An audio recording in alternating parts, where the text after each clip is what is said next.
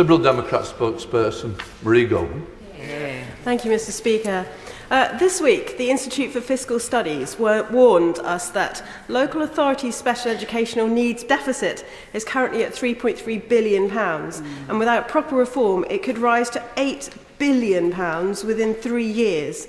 Even at £3.3 billion, it's clear that the government's budget announcement of £1 billion is less than a third of what local authorities need for SEND just to allow them to stand still.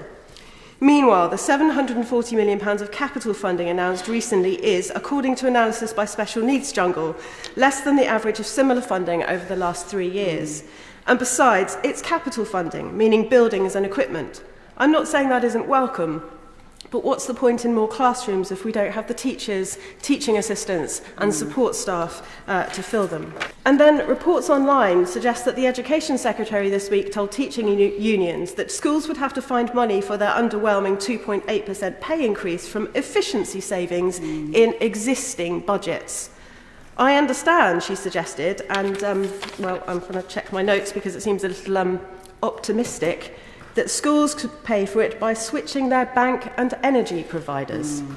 Mr. Speaker, will the Leader of the House ask the Education Secretary to come to the House as a matter of urgency to lay out what her plans are for education and special educational needs? So far, nothing the government has announced is going to make things better, and there are children's lives at stake.